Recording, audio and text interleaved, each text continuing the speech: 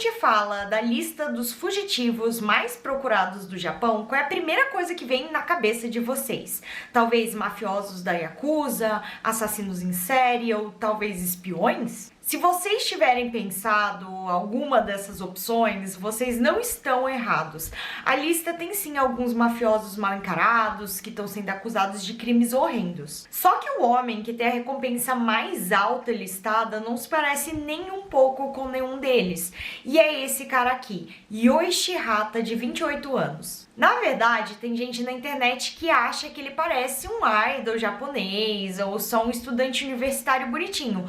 Ele cuida do cabelo, passa maquiagem, tem amigos e presença nas redes sociais. Ele não parece o seu típico procurado da Interpol japonesa, se é que isso existe. Que tipo de crime ele pode ter cometido para se tornar um dos fugitivos mais perigosos do país? Hoje eu vou contar pra vocês sobre o caso do homem mais procurado no Japão, pelo menos no quesito valor de recompensa, e também mostrar pra vocês algumas teorias de onde ele poderia estar hoje. Olá, amizades, tudo bem? Meu nome é Luísa Kemi, ou só a Kemi. Bem-vindo de volta ao Cafezinho Investigativo, o canal aqui do YouTube que falando sobre casos reais, mistérios e lendas urbanas que aconteceram em países da Ásia.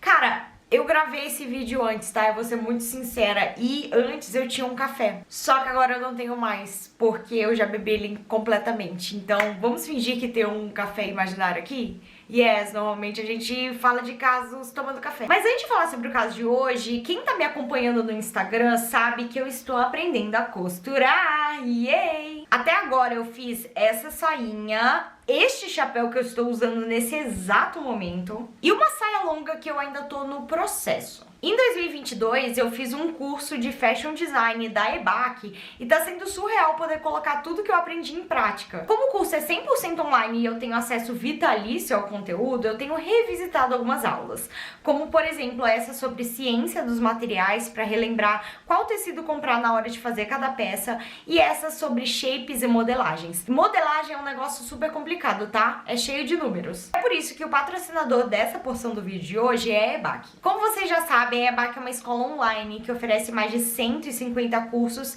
em uma plataforma própria de ensino para você estudar onde e quando você quiser. Eu falei sobre Fashion Design, mas a EBAC não tem curso só de moda, são várias opções em diferentes áreas como audiovisual, programação, data, marketing, design, arquitetura, games, entre outros. E a coisa que eu mais amei do meu curso é que as aulas são ministradas por profissionais que claramente trabalham na indústria de moda. Então as minhas professoras não ensinavam só teoria, história da moda, não, elas davam dicas muito práticas. Inclusive tem uma aula que elas até mostram como é dentro de uma tecelagem, uma sobre a lavanderia, tem uma modelista que é convidada, é muito interessante mesmo. Se você sempre teve o sonho de trabalhar com moda, ou talvez você só queira aprender a fazer suas próprias roupas, esse curso é um ótimo primeiro passo. E sim, o que todo mundo pergunta, dá pra fazer esse curso se eu não sei nadinha sobre moda? Sim. Tem módulo de desenho, de costura, de criação de coleção, de branding, até precificação. Você não precisa chegar sabendo nada. E aproveitando que a gente chegou na metade do ano, esse é o momento perfeito para tirar as suas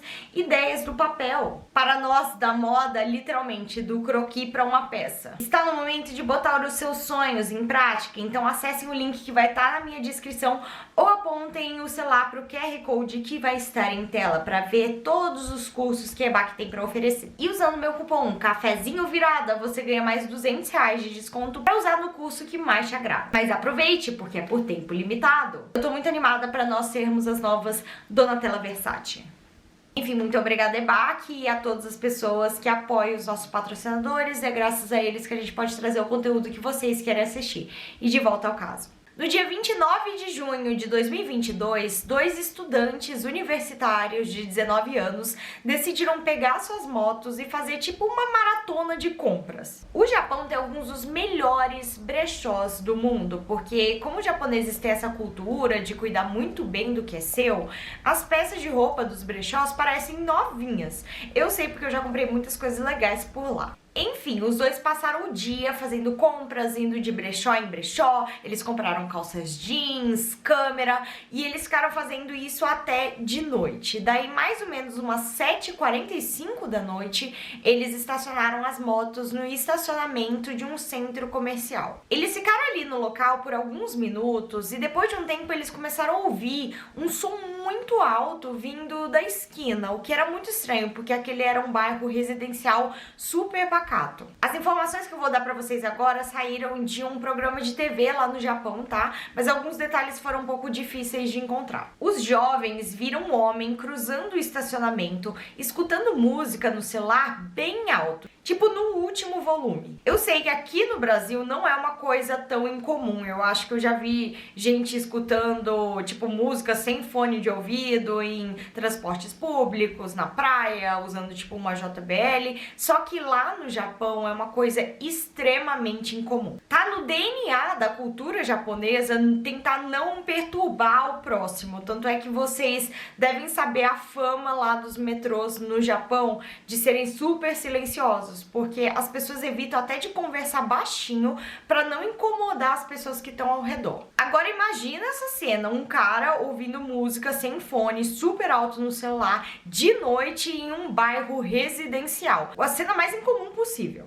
De acordo com o programa de TV, os jovens olharam em direção ao homem e eles deviam estar com uma expressão de choque ou julgamento no rosto, porque o desconhecido retrucou: "O que vocês estão olhando?" Os dois abaixaram a cabeça porque eles não queriam um confronto, principalmente porque eles eram dois adolescentes ainda e esse homem parecia ter os seus 20 e poucos anos, quase 30, então por uma questão de respeito eles não queriam retrucar. Só que o homem parecia que queria comprar briga, porque ele continuou avançando para cima dos meninos e falando: "Quem que autorizou vocês a estacionarem suas motos por aqui?"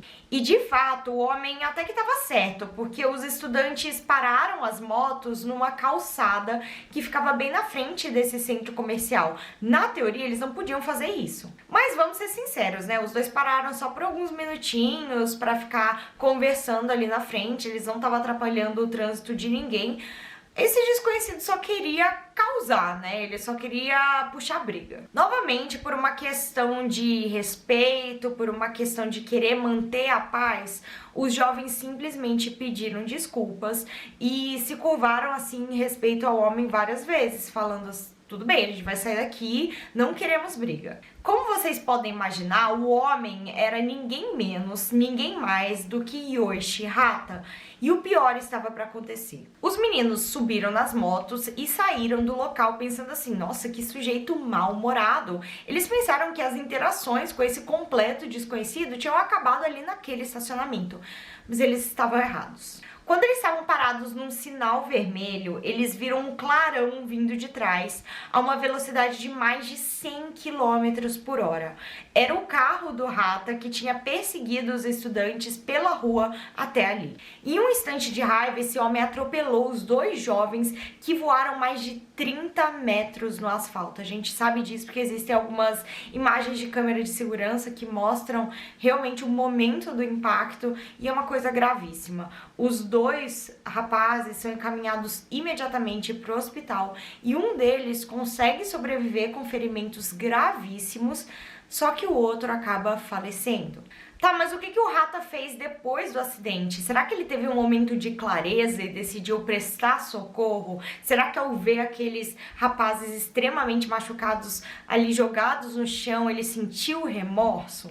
Não. Logo depois do impacto, o carro do Hata bateu num poste e ele simplesmente decidiu fugir. Ele deixou todos os seus pertences no carro, incluindo a carteira, documentos e até o seu sapato lá dentro. Ou seja, ele fugiu descalço por entre os carros e existem imagens de câmeras de segurança mostrando esse momento.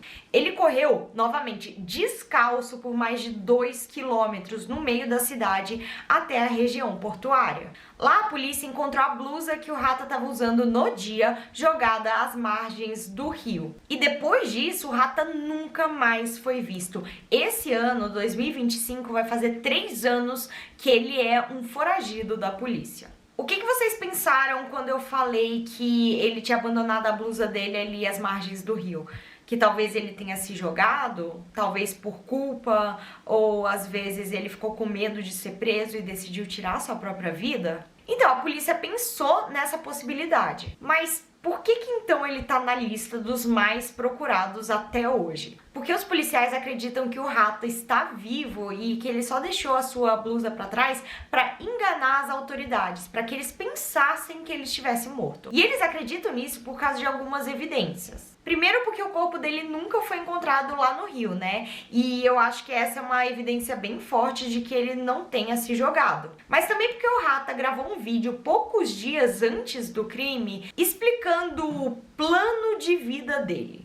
Deixa eu explicar pra vocês. Na verdade, esse atropelamento não foi o primeiro crime cometido pelo Rata.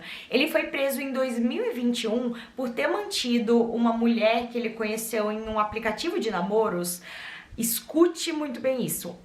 Em cárcere privado. Segundo relatos, o Rata conheceu uma mulher por meio de um aplicativo de relacionamentos. E durante esse primeiro encontro, quando a mulher disse que queria ir para casa, o Rata supostamente a ameaçou com uma faca, a impedindo de sair. Ele foi preso por sequestro e cárcere privado, mas posteriormente a família dele pagou uma fiança e ele foi solto. Normalmente, pessoas que são ex-presidiários têm uma certa dificuldade de encontrar empregos depois, isso no mundo todo, mas principalmente no Japão, porque o estigma é ainda maior por lá. Agora que ele era fichado, várias portas automaticamente se fecharam para ele, principalmente assim, oportunidades de trabalho. Então os amigos e conhecidos do Rata viviam perguntando: cara, o que você vai fazer agora com a sua vida? O meu plano de vida, eu não tenho um. Eu posso viver furtando itens e comida, roubando bolsas. As pessoas deixam a bolsa na mesa quando vão no banheiro, né?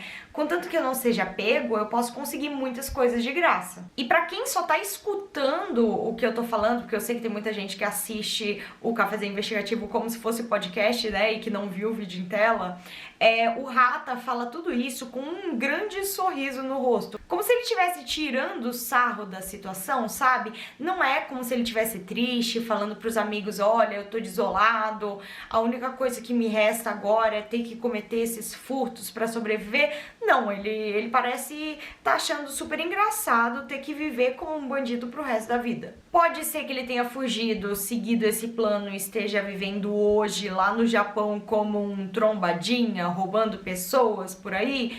É possível. Ainda mais que a polícia demorou mais de 2 dias para ir até a casa dele depois do acidente, o que é inacreditável, porque o documento do carro e a carteira do Rata estavam dentro do veículo. A polícia podia ter ido atrás dele logo depois do acidente, até porque também tiveram várias testemunhas. E agora a gente começa a especular um pouco o que pode ter acontecido com o Rata nessas horas depois da sua fuga. Porque a polícia acredita que ele tá vivo sim, em algum lugar do Japão, e as últimas imagens que a gente tem dele é aquele vídeo dele correndo descalço pelas ruas. Depois disso, a gente não sabe pra onde ele foi. Não existem nem filmagens dele, por exemplo, pulando no rio, entendeu? Porque era uma região que não tinha tantas câmeras de segurança. Eu vi um vídeo de um outro canal aqui no YouTube que é gringo, que se chama Asian Analysis, e ele cobre esse caso do Yoichi Rata num vídeo super completinho, e ele também especula, assim, cria teorias do que o Rata pode ter feito horas depois. Eu achei super interessante, então eu vou mostrar pra vocês, mas crédito desse canal. Uma coisa muito interessante é que o lugar onde o Rata abandonou a sua blusa não ficava muito longe da sua casa. Isso mesmo, porque ele morava ali perto do rio. E como os policiais não agiram rápido, demoraram quase 2 dias pra ir até a casa do Rata, que era o principal suspeito do caso, né? Deu tempo suficiente pra talvez ele voltar até a sua casa, coletar alguns itens essenciais, como dinheiro em espécie, algumas roupas. E é possível que ele tenha pego algum trem depois para uma outra cidade, ou que ele tenha fugido a pé. Segundo os amigos do Rata, ele era um cara obcecado com bem-estar e aparências. Ele vivia na academia, se importava muito com o seu físico.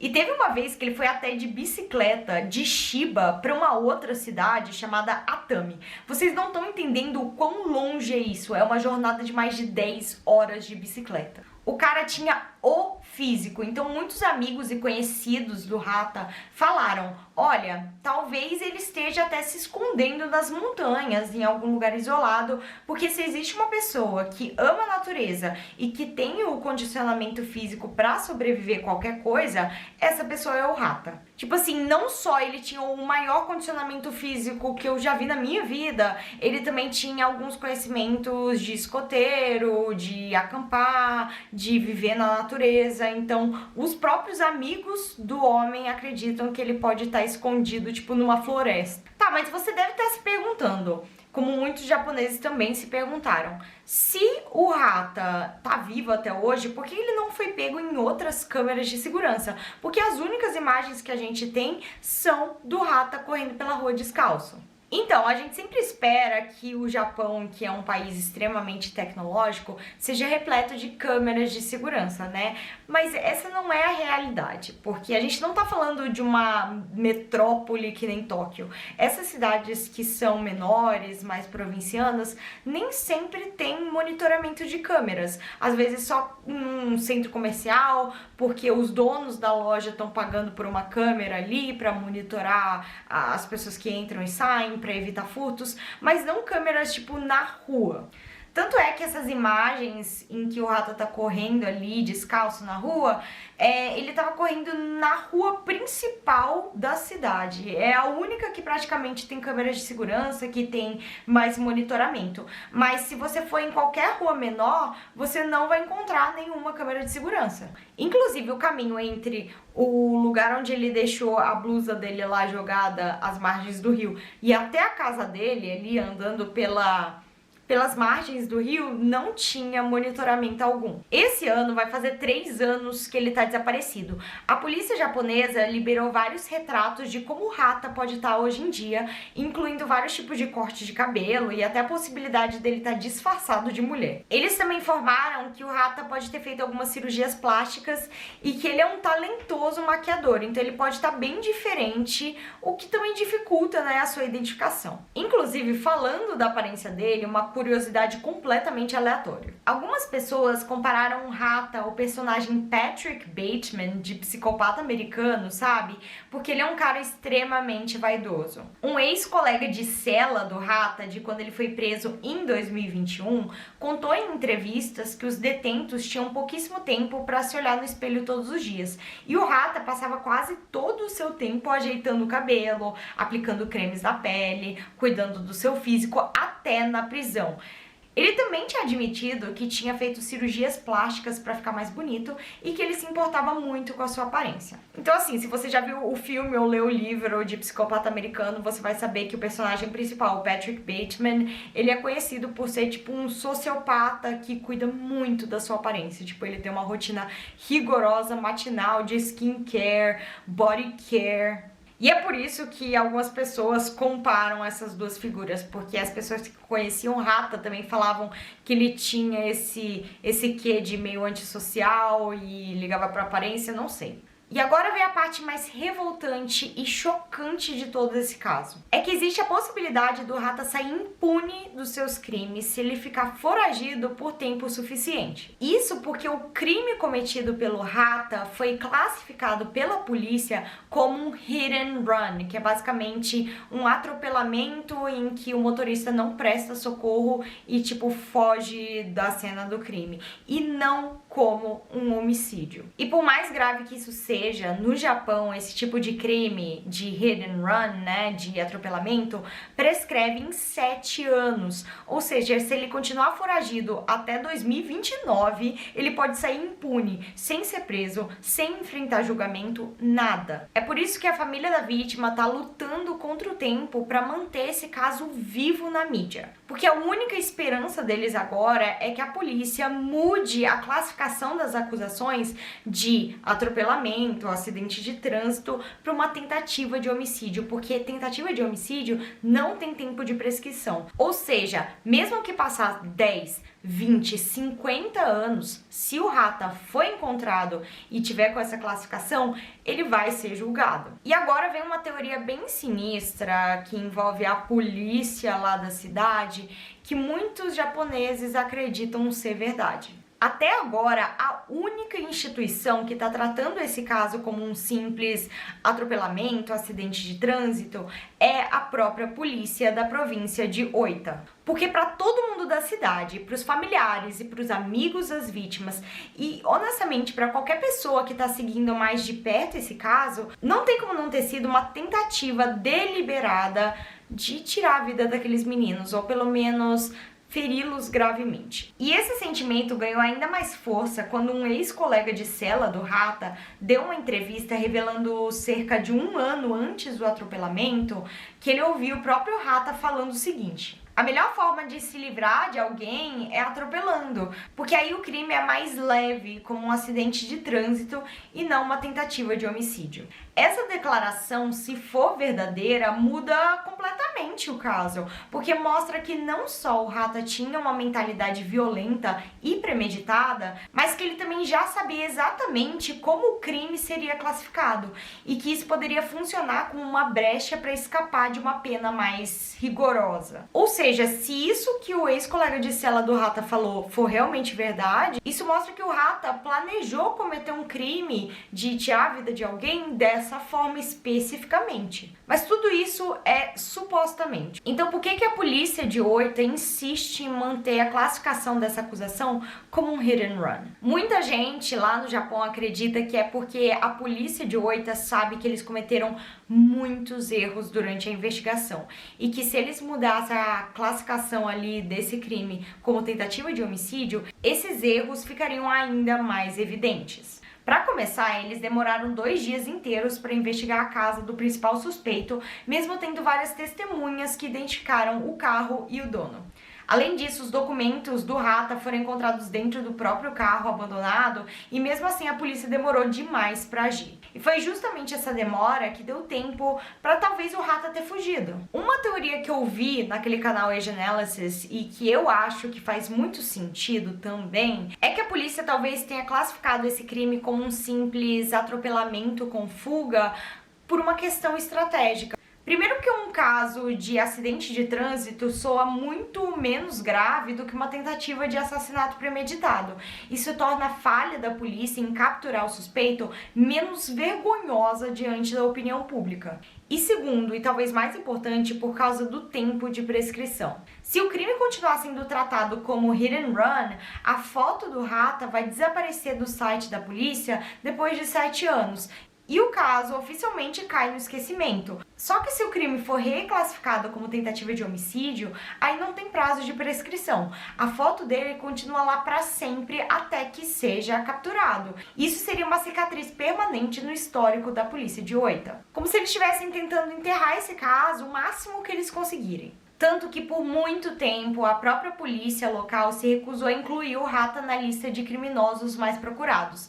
Isso só aconteceu depois que o caso ganhou a atenção da mídia japonesa e aí meio que eles não tiveram escapatória. A polícia cedeu e acabaram colocando a foto deles ali nos mais procurados. Aliás, vocês lembram que eu falei no começo do vídeo que a recompensa oferecida para qualquer pessoa que tem informação sobre o paradeiro do Rata é a maior de todos os procurados ali da lista? Então, não é porque a polícia de Oita tá investindo pesado para que o Rata seja pego, não. A maior parte dessa recompensa, 5 milhões de ienes, que dá mais ou menos 180 mil reais, supostamente está sendo oferecida pela própria família da vítima. A família da vítima continua lutando até hoje por justiça e principalmente para manter esse caso vivo na consciência coletiva do público, porque infelizmente, se ninguém pressionar a polícia, esse caso corre o risco real de prescrever e desaparecer como se nada tivesse acontecido. Eles chegaram até a criar uma petição online que continua disponível até hoje para chamar mais atenção sobre esse caso e mostrar que tem sim